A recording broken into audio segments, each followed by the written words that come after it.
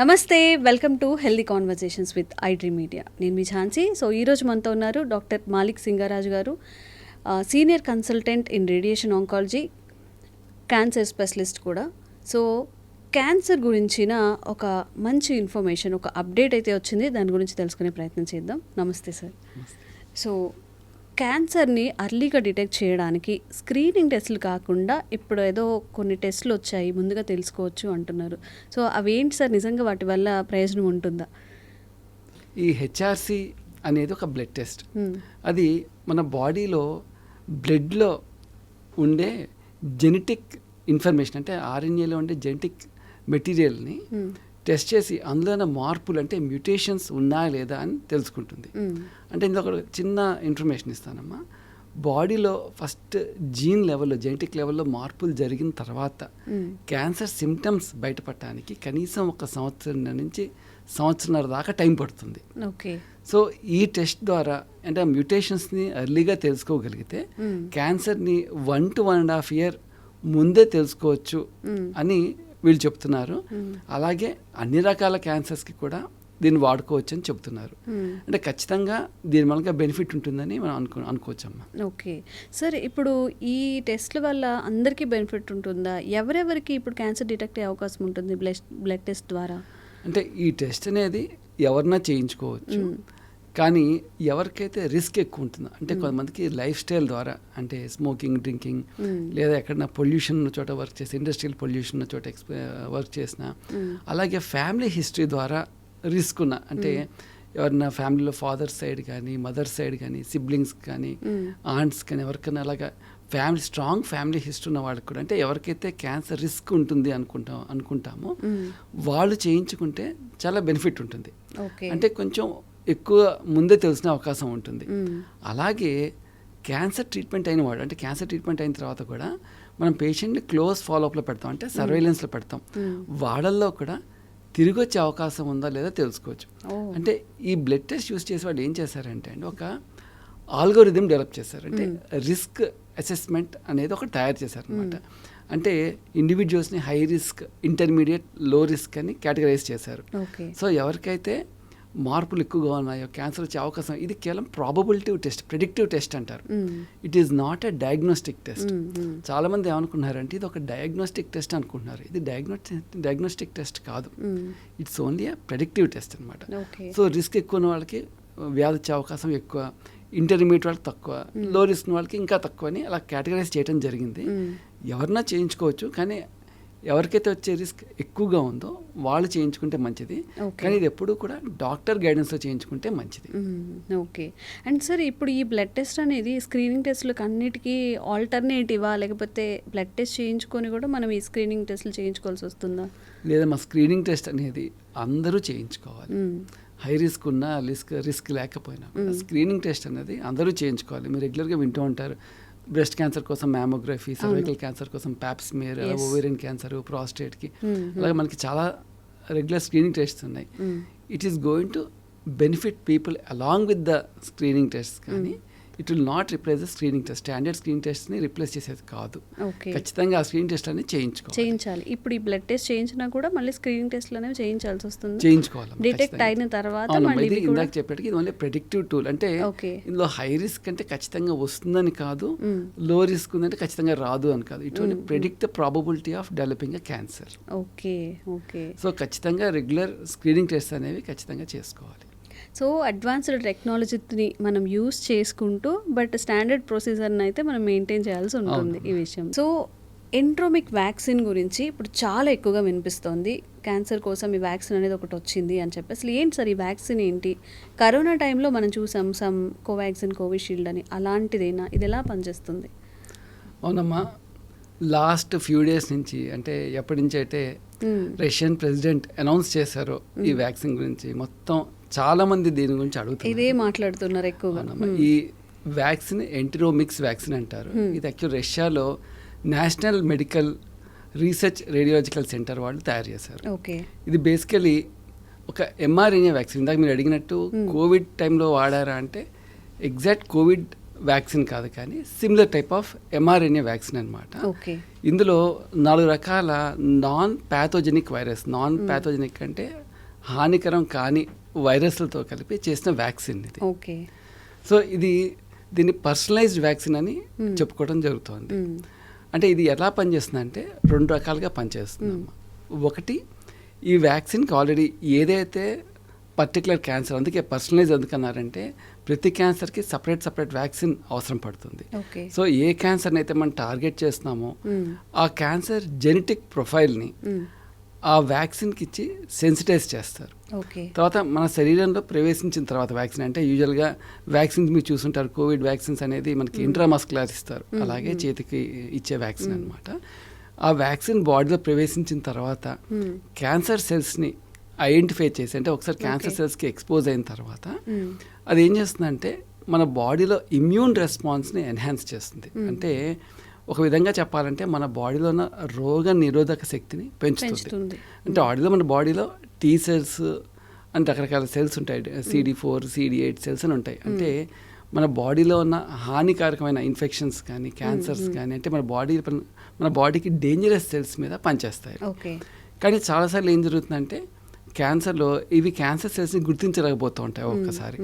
So ఈ vaccine అనేది ఆ క్యాన్సర్ని ఐడెంటిఫై చేసి మన బాడీ ఇమ్యూనిటీని యాక్టివేట్ చేసి దాన్ని టార్గెట్ చేసి మన బాడీలో సెల్స్నే వాటి మీద ప్రయోగించేలా చేస్తుంది అనమాట.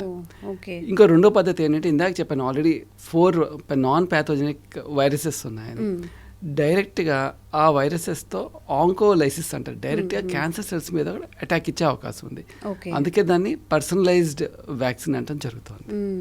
సార్, అసలు ఇప్పుడు క్యాన్సర్ స్టేజెస్లో ఏ స్టేజ్లో మరి ఏ వ్యాక్సిన్ వాళ్ళకి ఇవ్వడం జరుగుతుంది పేషెంట్స్కి? అంటే ఆల్రెడీ ఈ ట్రయల్లో వాళ్ళు కేవలం అడ్వాన్స్డ్ కోలోరెక్టల్ అంటే పెద్ద పేగుకు సంబంధించిన క్యాన్సర్ వాళ్ళకి మాత్రమే వాడటం జరిగింది.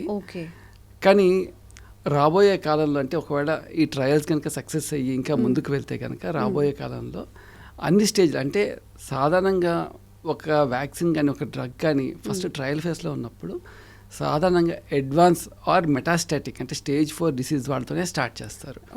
ఒకవేళ సక్సెస్ అయిన తర్వాత స్టాండర్డ్ కీమోథెరపీతో పాటు అడ్జువెంట్ థెరపీ అంటారు, అంటే ఆపరేషన్ తర్వాత కానీ మెయిన్ ట్రీట్మెంట్తో పాటు కీమోథెరపీతో పాటు ఇచ్చేదాన్ని అడ్జువెంట్ థెరపీ అంటారు.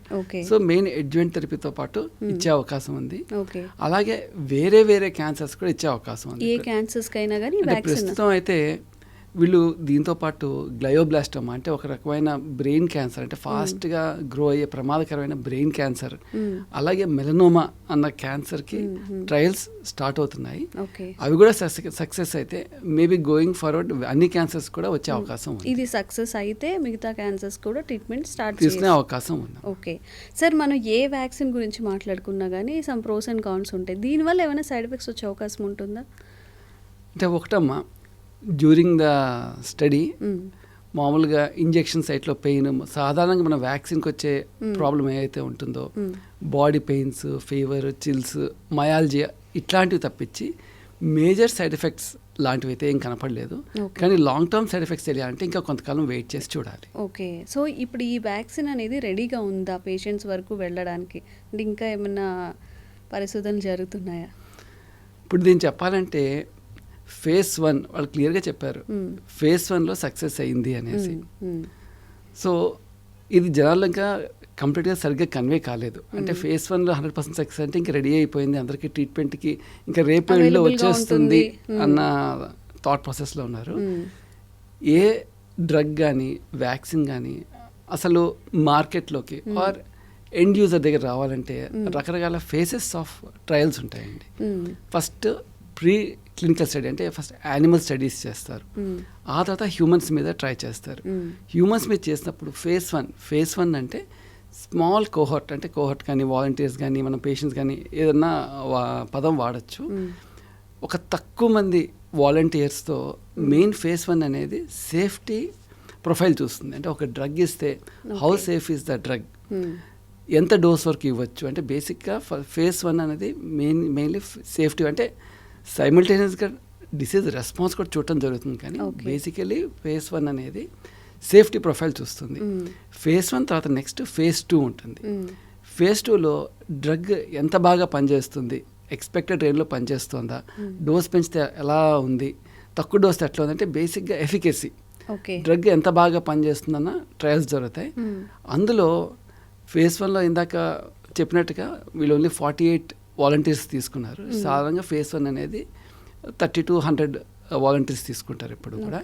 ఫేజ్ 2కి వచ్చేది ఆల్మోస్ట్ 100 to 300 వాలంటీర్స్ తీసుకుంటారు. అలాగే నెక్స్ట్ వచ్చేది ఫేజ్ 3. ఫేజ్ 3లో ఆల్మోస్ట్ 500 to 1000 వాలంటీర్స్ని రిక్రూట్ చేస్తారు. ఇందులో ఏముంటుందంటే ఎగ్జిస్టింగ్ స్టాండర్డ్ థెరపీ దాంతో ఈ కొత్త మందిని కంపేర్ చేస్తారు. అంటే పేషెంట్స్ని డివైడ్ చేసి దీన్ని ర్యాండమైజ్గా డివైడ్ చేసి పేషెంట్స్ని స్టాండర్డ్ మందు ఎట్లా పనిచేస్తుంది, ఈ మందు ఎట్లా పనిచేస్తుంది ఒక కంపారిటివ్ స్టడీ లాగా చేస్తారు. ఇదంతా ఈ సక్సెస్ఫుల్గా అయితే అప్పుడు రెగ్యులేటరీ అథారిటీస్ నుంచి అప్రూవల్స్ రావాలి. అంటే ఏ కంట్రీకి ఆ కంట్రీకి ఉంటాయి. ఇప్పుడు ఇంకా చెప్పాలంటే రష్యన్ మినిస్ట్రీ నుంచి ఇంకా అప్రూవల్ రాలేదు, ఇంకా అప్రూవల్ రావాల్సి ఉంది. అలాగే అమెరికాలో FDA అంటారు, మన దేశంలో కూడా DCG. అంటే ఏ కంట్రీకి ఆ కంట్రీ డ్రగ్ కంట్రోల్ అథారిటీ ఉంటుంది, వాళ్ళ అప్రూవల్స్ రావాలి. అది వచ్చి మార్కెట్లోకి వచ్చి ప్రజలు వాడటం మొదలుపెట్టిన తర్వాత నెక్స్ట్ ఇంకొకటి ఉంటుంది, ఫేజ్ 4 స్టడీ అంటారు. దాన్ని రియల్ వరల్డ్ సినారియో అంటారు, ఆర్ పోస్ట్ మార్కెట్ సర్వేలెన్స్ అంటారు.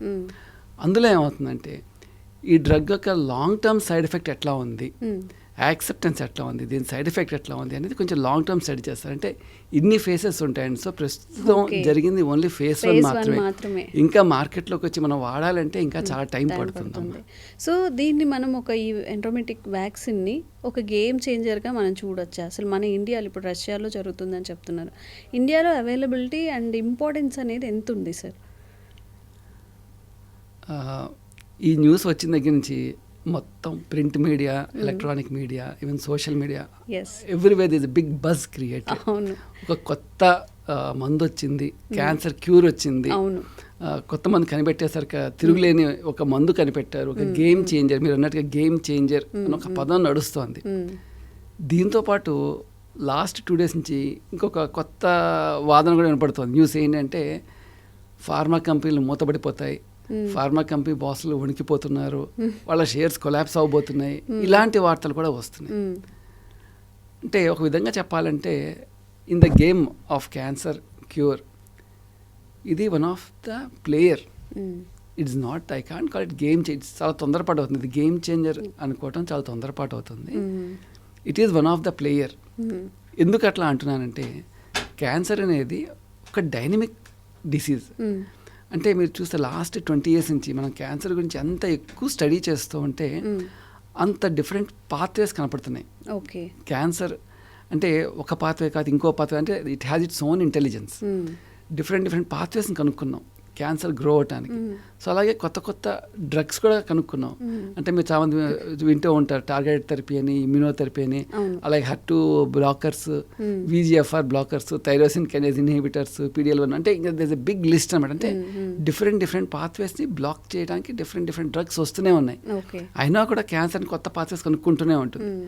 అంటే ఒక విధంగా చెప్పాలంటే ఎగ్జిస్టింగ్ థెరపీకి సపోర్టివ్గా ఉంటుంది తప్ప ఇండిపెండెంట్గా స్టాండర్డ్ థెరపీని ఆపి ఇది ఒక్కటే ఆల్టర్నేటివ్ థెరపీ అని అనుకోవటం కుదరదు. అంటే ఇంకో విధంగా చెప్పాలంటే ఒక ఇమ్యూనో మాడ్యులేటర్గా చెప్పుకోవచ్చు. అంటే మన ఇమ్యూనిటీని బూస్ట్ చేస్తుంది కాబట్టి ఇమ్యూనో మాడ్యులేటర్గా చెప్పుకోవచ్చు. అలాగే ఇంకా దాని సైడ్ ఎఫెక్ట్స్ తెలియదు. ఇప్పుడు మీరు ఇందాక అడిగారు సార్ కోవిడ్లో వచ్చిన వ్యాక్సిన్ అని.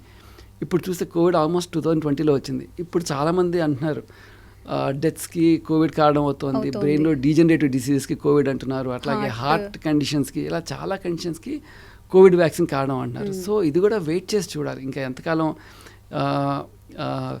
పడుతుంది, దీని సైడ్ ఎఫెక్ట్స్ ఎట్లా అనేది కొంచెం లాంగ్ టర్మ్ చూడాలి.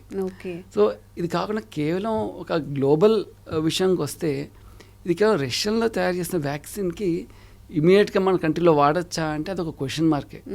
ఎందుకంటే ఇలాంటి వ్యాక్సిన్ వాడేటప్పుడు సాధారణంగా మల్టీ సెంట్రిక్ ట్రయల్స్ అని చేస్తారంటే డిఫరెంట్ గ్రూప్ ఆఫ్ పాపులేషన్కి, అంటే ఆఫ్రికన్స్కి అంటే వాళ్ళ జెనెటిక్ మేకప్ వేరేగా ఉంటుంది, ఏషియన్ జెనెటిక్ మేకప్ వేరేగా ఉంటుంది, యూరోపియన్స్కి వేరేగా ఉంటుంది. సో మల్టీ సెంట్రిక్ ట్రయల్స్ అనేవి అవసరం. ఇవన్నీ చేసిన తర్వాత మొత్తం గ్లోబల్ కన్సెన్సస్ అవసరం. అంటే పీర్ రివ్యూ అంటారు అనమాట. మొత్తం డిఫరెంట్ చోట్ల డేటా మొత్తం కలెక్ట్ చేసి పీర్ రివ్యూ డేటా అంటారు. ఆ డేటా అంతా వచ్చిన తర్వాత అప్పుడు మనం నిజంగా గ్లోబల్ లెవెల్లో దీన్ని వాడటం జరుగుతూ ఉంటుంది. ఓకే. ఇవన్నీ డెఫినెట్లీ మనకి అప్రూవల్స్ కూడా రావాలమ్మా. Okay. So process is not short, it's a long process, it's not a short process. అలాగే ఇది కంప్లీట్గా అన్ని ట్రీట్మెంట్స్ని ఆపేసి ఆల్టర్నేటివ్ థెరపీ కాదు, ఖచ్చితంగా ఎగ్జిస్టింగ్ థెరపీకి సపోర్టివ్గా ఉంటుంది. ఓకే.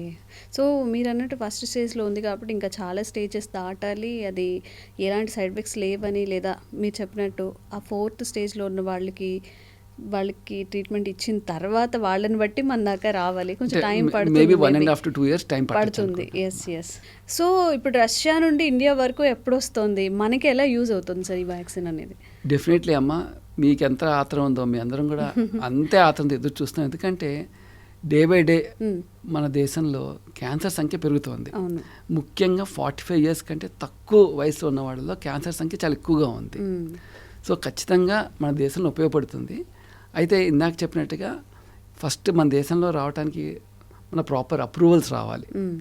సెకండ్ థింగ్, మనం ఎలాగ Covid vaccine, cervical cancer vaccine చూసాము, అట్లాగే మన దేశంలో కూడా ఖచ్చితంగా మనం కూడా తయారు చేసే అవకాశం ఉంది. సో బయట నుంచి ఇంపోర్ట్ చేయడమే కాకుండా ఆఫ్టర్ ఫ్యూ ఇయర్స్ మనం కూడా తయారు చేసే అవకాశం ఉంది.